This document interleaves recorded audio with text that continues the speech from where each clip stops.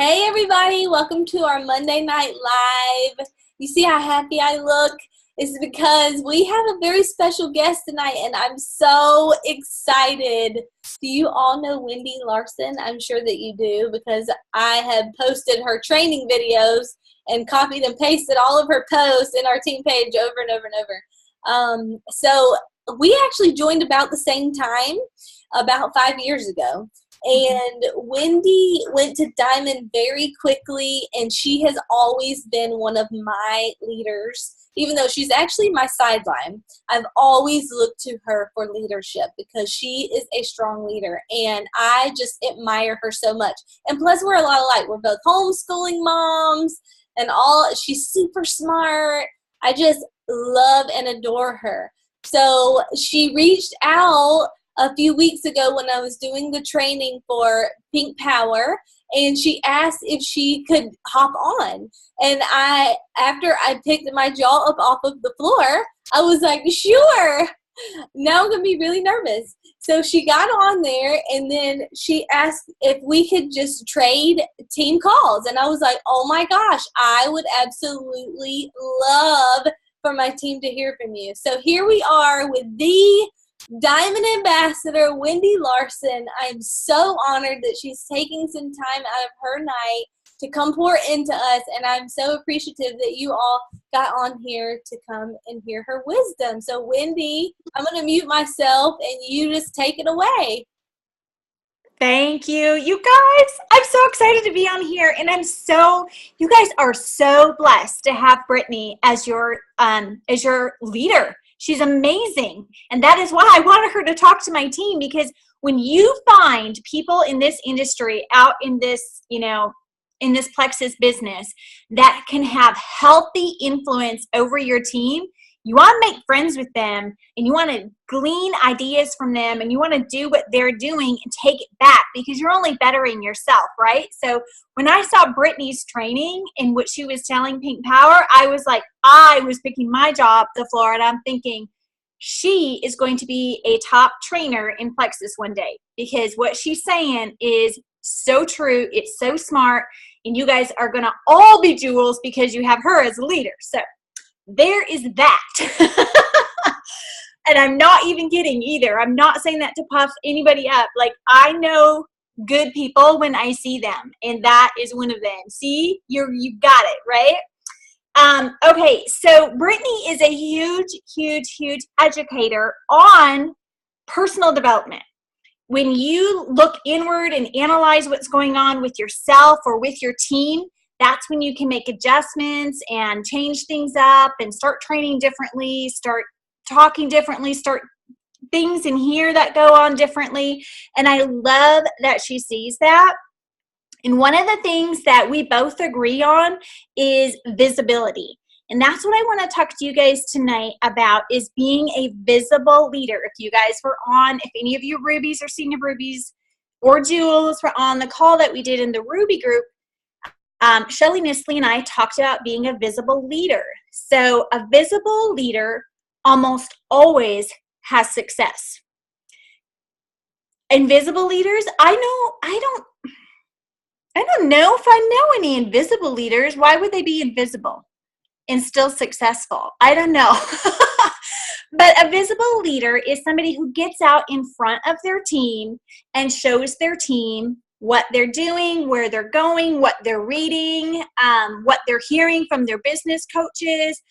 Their chats are going interactively. Their team page, if they have one, is actively going all the time. The team can see the leader, okay? A team will never follow a leader that they cannot see. I would not follow. If Kristen Abar all of a sudden disappeared, why would I follow her? Like, I'd be like, where'd she go?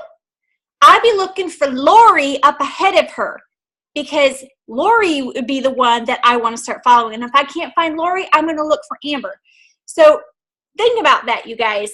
I don't know where you are in anybody's organization, but your leadership depends so much on the success of your team. And when you are recruiting people, you don't disappear from them. You don't stop messaging them because you're afraid of what their response might be. You don't not connect them with your upline and start doing or not do three-way chats. You have to be in front of them all the time. Now, I watched a really good Bob Heilig video, and he talks about taprooting, and I don't know if any of you have heard of the term taprooting, but it's basically going through your level 1, down into their level 2, down into their level 3, down into their level 4. Like, you get down deep into the team. Think of what that team looks like at the bottom and what they're seeing when they look up. They're seeing the leader, okay? And so he said in this video, which I thought was so interesting, is he said you don't just work with your team, you work through your team. And that is so true. I have worked through so many leaders to find jewels in my level 3 and in my level 4s. I do it all the time. I watch my back office and I'm watching what people's PV looks like, because I know people that have high PV are talking about plexus to people. And so I will reach around, introduce myself, tell them who I am, that I want to talk to them, want to hear what they're doing. I make a connection with them. I don't care what level they are. I just know that they're doing something, and I'm going to go through all of those levels and make that connection so they can look up and see me, okay? Because I'm their leader and I want to take them somewhere, okay? I don't want them just to be my level 5, 6, 7, and 8, and they don't know anything about the potential that plexus can offer them. You guys, when Brittany and I started, do you know who we saw? We saw Sonia and Helen a lot in front of us. I know I drove 15 hours to just go to an event that they had just so I could see them, because they were always in front of us. And they never treated me like I was a level 9. They treated me because I was out there. I made myself visible. I talked to them. I didn't hide and was shy or embarrassed or anything like that. I made myself visible to them. And that promoted me, which promotes my team, okay? So, you know, guys, you know the story about Moses when he's in the desert and he's leading the Israelites out of slavery, and they're going through the desert, and, you know, things are not great in a desert, right? You know, I can't imagine. I wouldn't want to be in a desert, but they're following him. They're trusting him because they can always see him, right? But what happens when Moses disappeared for a time? The people went crazy. They started worshiping golden calves and doing things that they knew they shouldn't be doing. And they lost sanity because they couldn't see their leader anymore.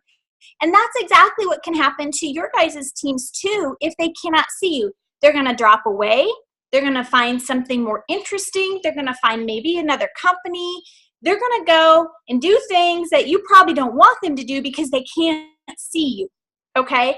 So how do you get in front of your team? How do you be a good leader? I have some action that I would like to encourage you to try doing. Okay? Number 1, what do your chats look like?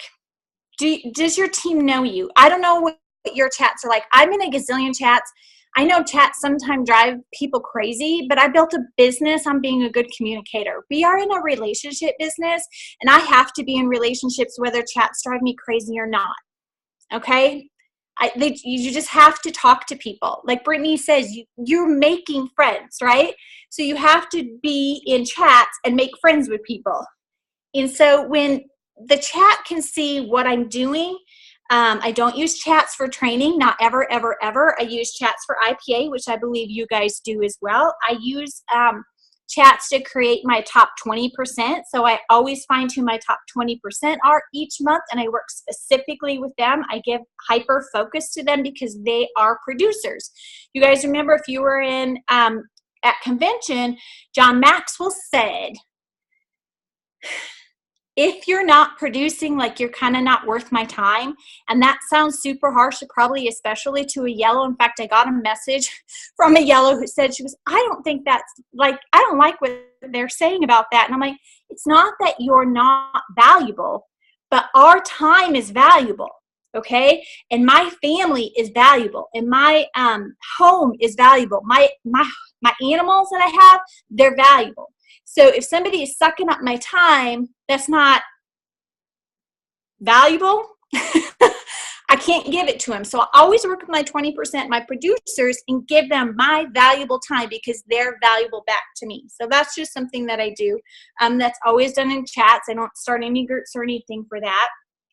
The other thing is when I'm working with that top 20%, we pull out our calendars and we're going to start scheduling events. Again, I'm getting them to practice getting in front of people. IPA and events is basically talking about business and products with people. And the more people that you can talk business and products to, the better your business and your momentum and activity is going to be. So we pull out our calendar and we start filling up our calendar with events. I teach them to go through their downline, start asking their level ones. If a level one won't have a sip and see, then they start asking level twos. And if a level two doesn't want to have a sip and see, then they go to a level 3. And we do this over and over and over again. And we fill up our calendar with events so that people are always in activity. I'm doing this with them. It does not matter that I'm a diamond and they're rubies. We are getting in front of people and presenting opportunities. Now, I like to present in person because I feel people can get my passion, they can feel my energy, and they want what I have, right? Because it's exciting. I prefer in-person events than online events because you can feel that energy off of me. And I've had pretty good success with it. I built a business doing events. I built a big business going out and doing events. I traveled out of state to go do events for my level ones. And yes, I would encourage you to do that. And it doesn't matter what rank you are, because I was doing this at silver, gold, senior gold, ruby, senior ruby, emerald, sapphire, and diamond. I started from the very beginning doing events out of state, going and talking about business and products, business and products, business and products, business and products with as many people as I could. That's how I built a good, strong foundation. The second thing that we're going to do is we're going to schedule power hours. If your team doesn't see you working, how do they know you're working? Like, how do they know you're not in management mode? Like, I have like my IPA chats where people know that I am doing, 5 contacts a day, 5 follow-ups, and 5 new friends. They know I'm doing it because I'm in front of them showing them that I'm doing it, and they're holding me accountable. I'll even tell them I mailed out 5 samples today. I want them to see that I'm working just as hard. Why would I never, ever expect to do just as much work as my team? I think that's so unfair. Like, I know that this business opportunity creates freedoms like we've never experienced before in our lives, and liberties that we've never been had or given before. But I would never expect my team to do all the grunt work and I didn't work alongside with them. I think that would be so unfair personally to me, but that's just me. Some people are okay with that, and I have no judgment against it. But I'm like, if my team is going to work hard, then I'm going to work hard next to them. So do your IPA chats. I already have that down. Recognition. This is a big one. I use recognition not only on my team page, but also in chats. And I recognize the behavior that I want to see over and over and over again. So I will recognize, for the whole month of July, I have recognized every single person that has sponsored somebody with a welcome pack and 100 PV or more subscription. Every single day, I've got a new post. I've got my new people that came in on my team, and they are getting recognized because I want people to see that subscriptions equal consistency, and consistency equal results. And when you have results, you have retention. People will never leave a good result, right? They want to always have good results. And so that is part of that. And when I want a good behavior out of people, it's how we parent too, right? We praise our children, and they'll keep doing that same thing over and over again because they love to hear our praise. So I recognize that. I recognize sponsoring. If somebody's like a high recruiting sponsor, I want everybody to know that they're doing that. I recognize teams by sponsoring.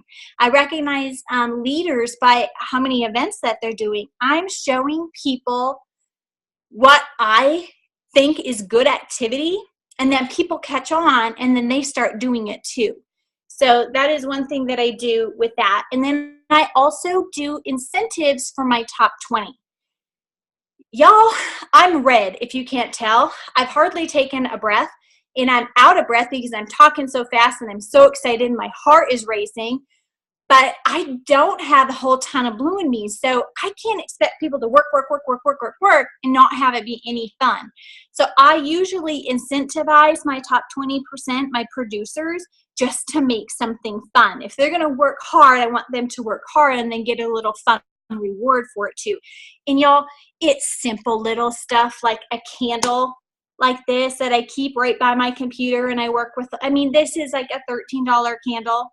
That's all it is. It's nothing like hundreds and hundreds of dollars. It's something small, but they're being rewarded for their work. And don't we all work harder for rewards? It doesn't matter what the reward is. We're like, I want recognition and I want a reward. And people work. So those are some things that I do. You always have to be in front leader. I see so often people come to me or like, my team isn't doing anything and I'm doing all this recruiting. Brittany was talking about being in action and doing all this recruiting, but guess what?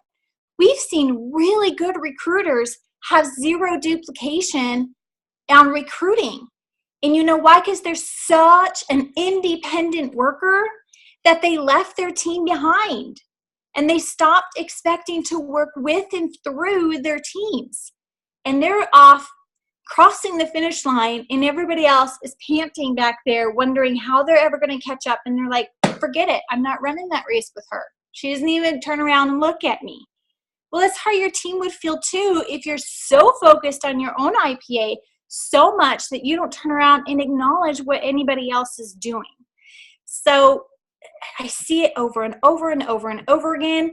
I see it. They're not posting in their team page for events like this. Like Brittany had me come on and talk and nobody's sharing it in their team page. And I'm like, well, I could tell you why you're not successful. There's no duplication. You're not in front of your team. They don't know what's going on. They're not added to team pages. So I guess that's just what it comes down to, is that where there is no vision, the people will perish. And if the people cannot see you, they will not follow you. And if you can't cast vision for them, they're definitely not going to be on board with what you've got. So you have to practice vision casting. And if you're not very good at vision casting, it's a skill set that can be learned. Right, Brittany? You can learn it. You can ask your upline to teach you and show you. Emily, you have me cracking up. She's like, ooh, all these amazing things. So that is it. 20 minutes. I did pretty good. Awesome, Wendy. Good stuff. I love that. I love everything you said. So there definitely has to be a balance between your personal IPA and leadership, because you can't be super successful without one or the other. It requires both, you know. So that's awesome. Really, really good tips. I love that about events. So I'm just curious, how often do you do events? Me personally? Yeah. I do. Every time I sponsor a new person, I offer to do an event for them, and I almost always get a yes. And it's usually in their house, on their couch, around their kitchen table. It's small. It's not like a big event, but it is like creating that small community and getting to be friends with a lot of people. And everybody's little circle ends up being their big circle eventually once they can start getting more people on board. You know, everything is a small step, but it's always almost in-house. So are most of your people local? No. I will drive hours. If they can commit to getting 10 to 20 people there, I will come for hours to do an event for them. That's awesome.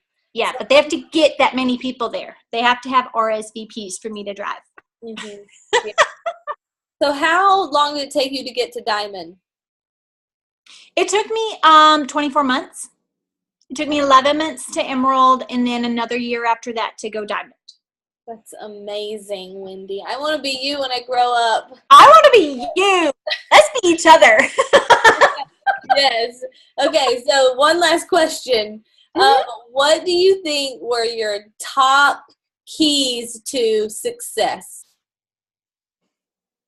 Okay. definitely, I think it was me getting in front and doing events.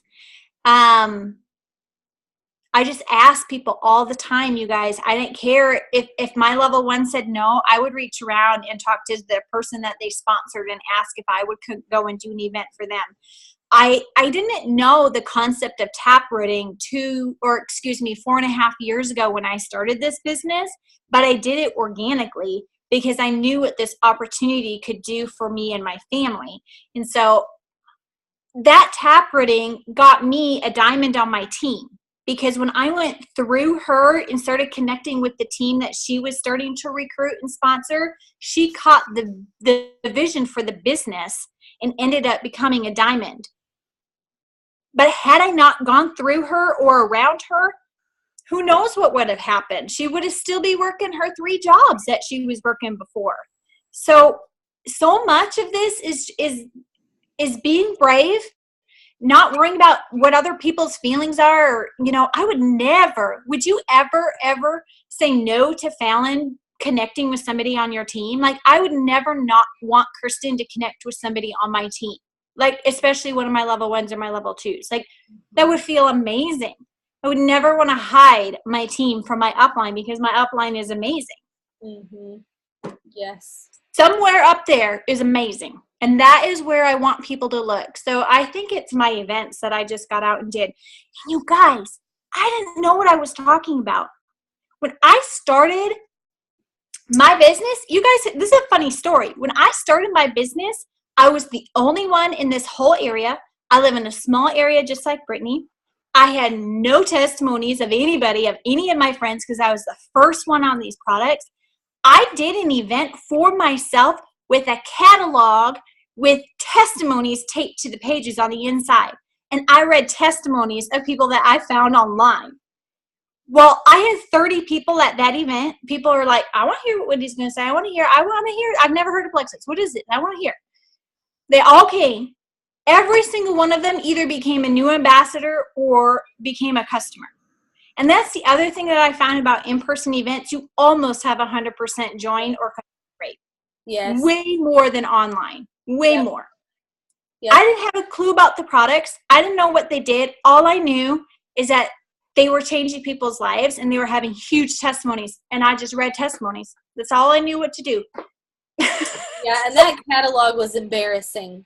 Like, my word! It was so archaic and ugly. And I'm so glad for the smart people they hired. We have really good tools now, like unlimited tools, too many tools sometimes. But yeah, people don't walk out of a room, out of a live event thinking, I don't need Plexus. Nobody thinks that walking out of a live event. No, never.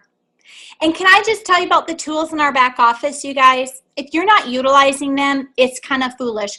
I just talked to a guy, level 4. See, I'm doing my taprooting again.